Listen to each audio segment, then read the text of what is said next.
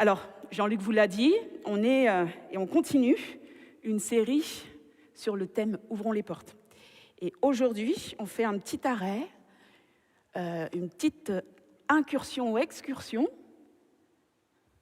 Hop là, désolé. Donc, dans le livre de l'Apocalypse. Et ce qui nous intéressera tout particulièrement aujourd'hui, ce sont ces versets-là. Voici, je me tiens à la porte et je frappe. Si quelqu'un entend ma voix et ouvre la porte, j'entrerai chez lui, je souperai avec lui et lui avec moi. Waouh! J'ai envie de dire waouh parce que c'est juste un petit verset, c'est quelques mots et pourtant, il y a tellement de choses qui sont dites là. On a le sentiment déjà que c'est des choses qui sont profondes, c'est des choses qui sont importantes, c'est des choses qui peuvent changer la perspective de nos vies. Et dans ces quelques mots, on peut aussi sentir une dimension de mystère, à la fois dimension du mystère de l'identité de Christ, mais aussi dimension du mystère de l'identité des hommes, et finalement mystère de la réalité de la foi qui peut unir les hommes à Christ. Alors, on va essayer de voir tout ça, lever le voile de ces mystères, essayer de comprendre ce qui se passe derrière le voile. Et pour commencer, donc, je m'arrête au premier mot des versets que j'ai lus. Voici, je me tiens à la porte et je frappe. Alors, est-ce que vous parvenez à visualiser cette scène-là?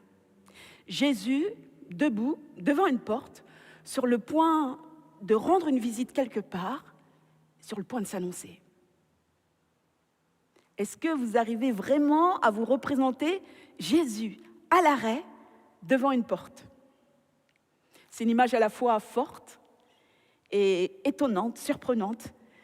Et elle est d'autant plus surprenante si on a en tête, en fait, un certain nombre d'autres références qui parlent de Jésus et des portes. Alors, notamment dans le livre de l'Apocalypse, on l'a lu tout à l'heure, au chapitre 1er, le verset 18, on l'a entendu, il est question non seulement de portes, mais aussi de clés, et de Jésus détenant les clés. Et donc, ce verset 18, il dit « Je tiens les clés de la mort et du séjour des morts ». Et au chapitre 3, je vous le rappelle, le verset 7 disait « Christ est donc celui qui ouvre et personne ne fermera, celui qui ferme et personne n'ouvrira, et aussi celui qui a mis devant une porte que personne ne peut fermer. » Voilà, juste quelques extraits, mais déjà, je pense qu'on a l'idée assez claire de l'autorité de Christ en relation avec les portes. De toute évidence, Christ a des capacités que personne d'autre n'a. Il domine sur la mort, il règne sur tout son territoire, il en détient les clés. Et on comprend aussi d'autre part que ses actions ne peuvent être contrecarrées par personne. Ce qu'il ouvre reste ouvert et ce qu'il ferme reste fermé. Et puis, si on s'intéresse aussi au début du chapitre 4, à la suite du témoignage de Jean, on apprend que la porte singulière dont il est question au chapitre 3, la porte ouverte que personne ne ferme, en fait, c'est une porte dans le ciel, une porte qui permet d'accéder au royaume des cieux et au trône céleste. Alors, tout cela pour dire que Jésus est clairement impliqué dans des lieux d'importance, des lieux de pouvoir et de puissance. Et il est celui qui détient les clés, celui qui a accès et qui donne accès à ces différents lieux d'importance. C'est vrai pour l'espace de la mort, sur lequel il règne, mais c'est aussi vrai sur l'espace du trône céleste, auquel il donne accès. Alors avec ces informations à l'esprit, on peut sans doute encore mieux réaliser à quel point l'image de Jésus arrêté devant une porte peut être surprenante. Celui qui a la capacité d'ouvrir les portes se trouve devant une porte et il demande l'accès. Il frappe et il attend qu'on lui ouvre. Alors pourquoi? Quelle est cette porte? Eh bien, cette porte à laquelle Jésus vient frapper et qui peut être ouverte, c'est tout simplement la porte de notre maison, la porte de notre vie, la porte des temples que nous sommes ou que nous sommes censés être. Et peut-être plus précisément encore, c'est la porte de notre cœur, le lieu très saint de notre temple. Jésus vient frapper à la porte de notre cœur. Alors le cœur de l'homme, c'est un tout petit espace, mais il est important, il est précieux. Il représente d'une certaine façon les soubassements de l'identité de chacun. Et on peut le voir comme un livre intime, un livre secret qui peut être verrouillé ou déverrouillé. Alors autour de l'espace du cœur, il y a beaucoup d'enjeux. Et les Écritures nous disent en tout cas qu'il nous faut y prêter une grande attention. Et notamment dans le livre de Proverbes, on lit « Garde ton cœur plus que toute autre chose, car de lui viennent les sources de la vie. » Voilà, certaines recommandations pour nous. En réalité, notre cœur, c'est l'espace secret de notre identité. Et c'est un puits qui irrigue constamment notre existence, nos pensées, nos paroles, nos actions. Et c'est à nous qu'il revient d'entretenir ou de cultiver ce petit espace précieux. Et pour cela, pour pouvoir cultiver cet espace-là, nous devons choisir, nous devons faire des choix et choisir notamment quelle sera la source pour irriguer notre cœur. Et tous, nous avons plusieurs options possibles. Et pour cette raison, devant l'espace précieux de notre cœur, il faut qu'on soit particulièrement vigilant, il faut qu'on puisse porter ou mettre des sentinelles, des portiers, parce que l'espace de notre cœur, il est plutôt assez convoité. C'est un point d'entrée particulier, devant lequel plusieurs peuvent se présenter.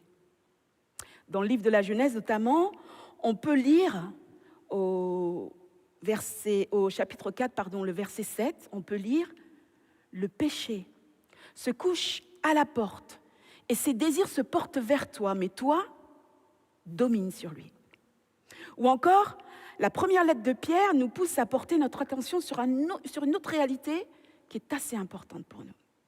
Donc en 1 Pierre 5, le verset 8, il nous est dit « Soyez sobres, veillez. Votre adversaire, le diable, rôde comme un lion rugissant, cherchant qui il dévorera. Résistez-lui. » Alors, on l'aura compris, Jésus n'est pas le seul à pouvoir se trouver près de la porte de notre cœur et à vouloir y entrer. Alors, face à ces différents prétendants, ces différents protagonistes, notre rôle, c'est de discerner et d'agir. Discerner et choisir. Il nous faut exercer notre responsabilité ou notre autorité.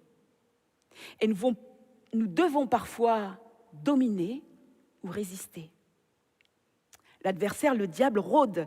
Il cherche à surprendre pour dévorer. Le Seigneur, lui, se présente à la porte et veut être invité. L'adversaire rôde. Le Seigneur toque pour s'annoncer. Alors, à qui serons-nous sensibles? À qui serons-nous attentifs? Quelle voix allons-nous écouter?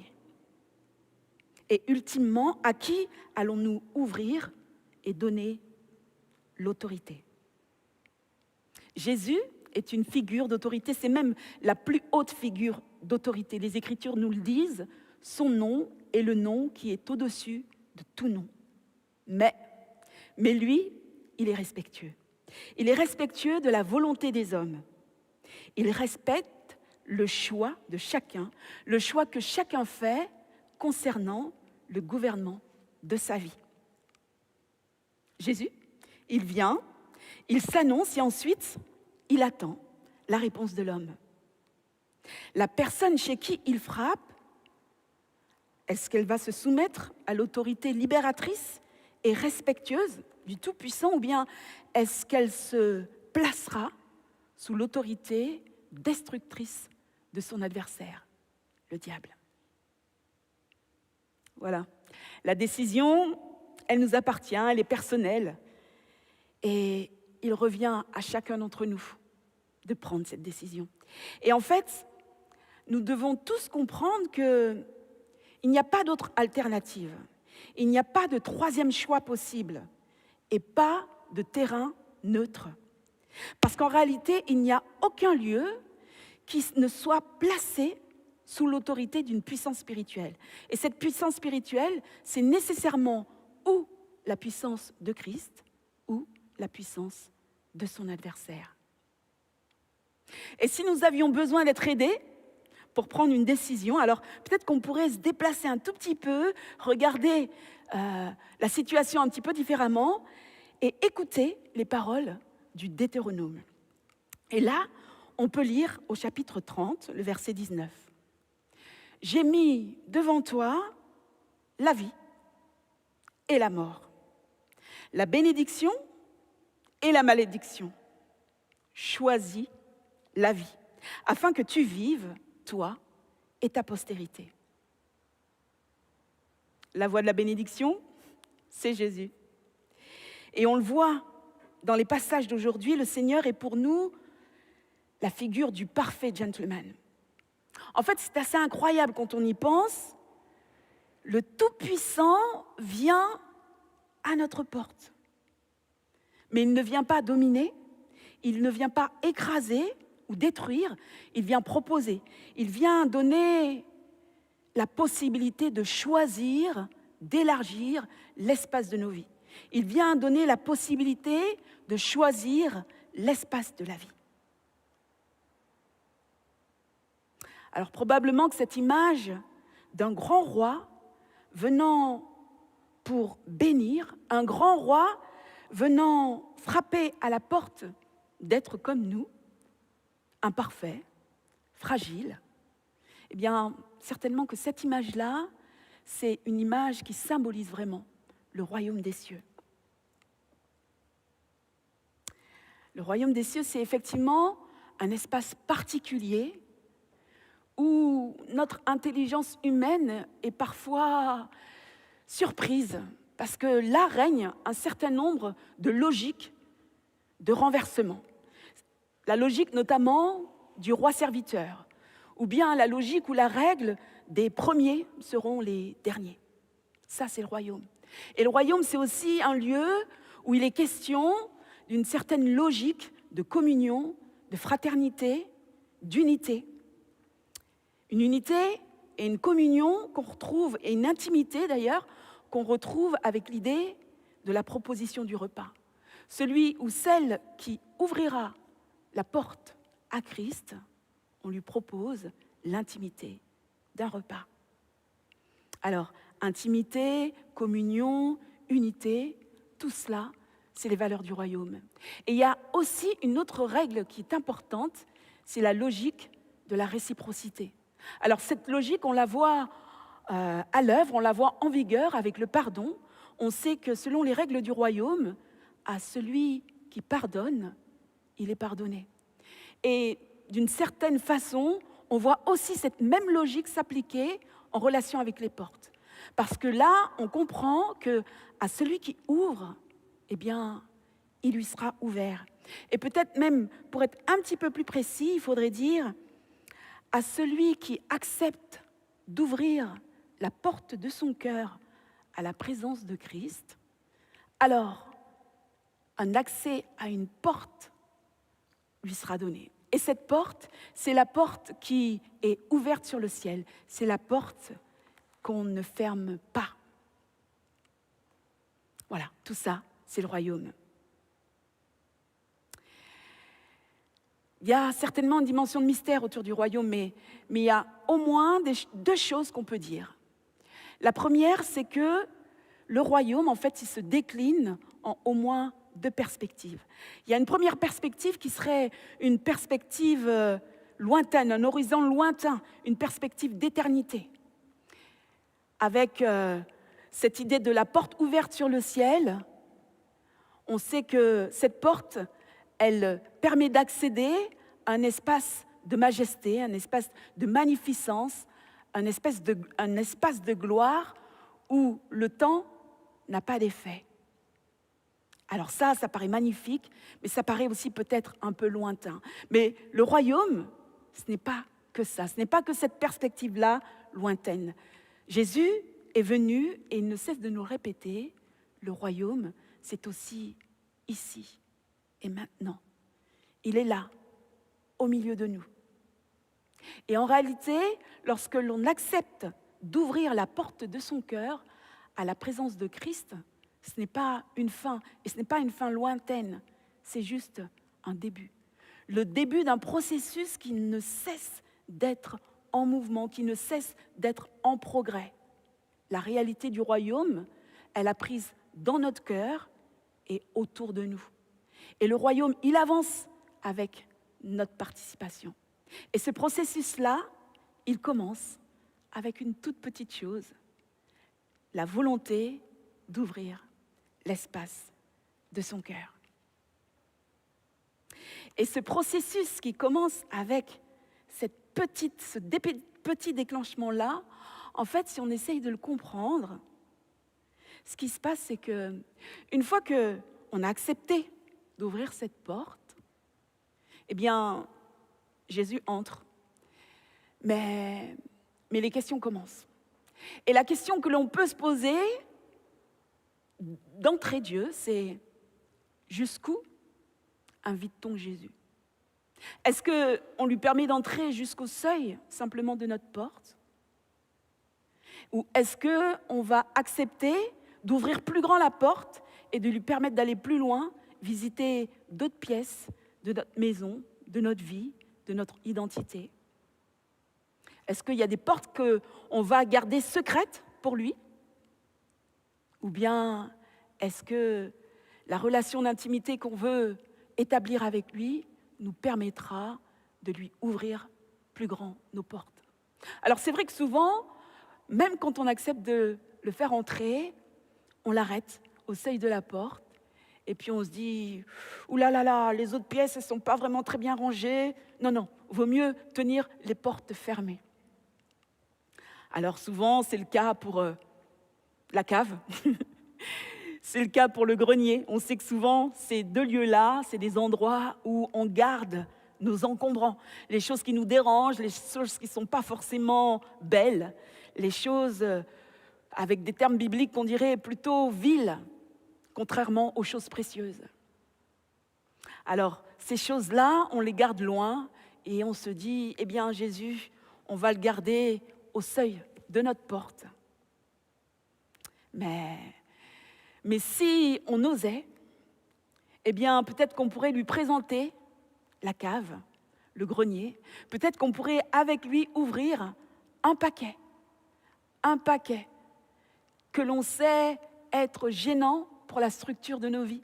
Parce que les encombrants, peut-être qu'on ne les voit pas dans la cave, dans le grenier, mais ils déversent quelque chose dans nos vies et ils influencent d'une façon ou d'une autre tout l'édifice de notre vie.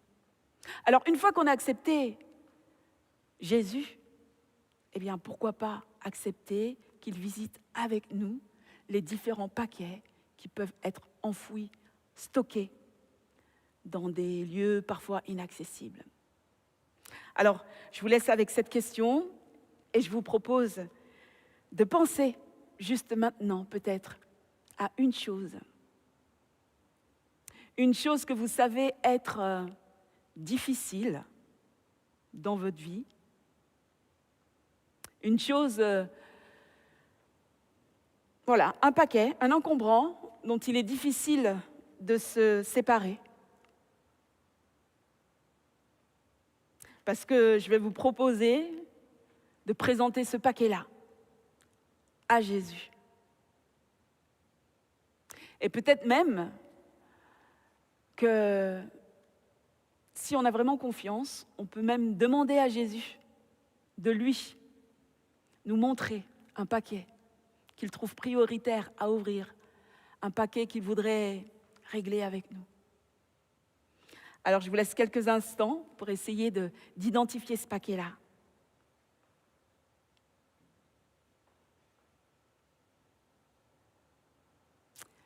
Et pendant ce temps,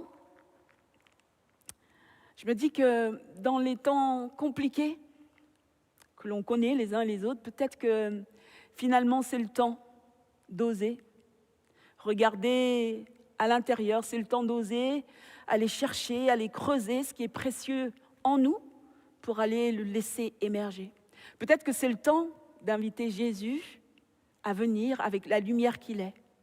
Peut-être que c'est le temps de cesser d'être son adversaire. Peut-être que c'est le temps d'accepter son aide pour mettre de l'ordre dans nos vies. Alors peut-être que d'entre nous, certains d'entre nous n'ont pas encore fait ce pas-là, d'inviter Jésus à entrer dans leur vie. Alors, c'est quelque chose qu'on peut faire de manière très simple, avec une simple prière. Et si c'est le cas de certains, peut-être en ligne, eh bien, je vous propose de prendre un temps pour l'inviter avec ces simples mots.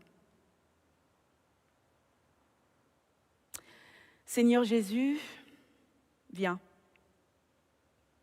Viens, je t'ouvre les portes de mon cœur. Je place ma confiance en toi. Viens et règne sur ma vie, sur mes circonstances. Je place désormais tout ce qui me concerne sous ton autorité. Dans l'espace de la lumière et de la vérité. Sois mon gardien, mon sauveur. Merci. Amen. Prière simple. Et peut-être que pour ceux qui ont déjà Jésus comme invité, on peut maintenant essayer d'élargir l'espace des portes, d'élargir notre confiance et comme je le disais, peut-être lui proposer un paquet à ouvrir. Alors, je vous laisse le temps d'identifier ce paquet et de lui présenter. Dans le secret de vos cœurs, certainement un mot, une réalité qui vous vient à l'esprit, quelque chose que vous voudriez voir disparaître, quelque chose qui vous dérange. Peut-être depuis longtemps, peut-être pas depuis longtemps, mais quelque chose qui est là et qui, d'une certaine façon, fait obstacle au plein rayonnement de votre vie. Alors présentez-lui.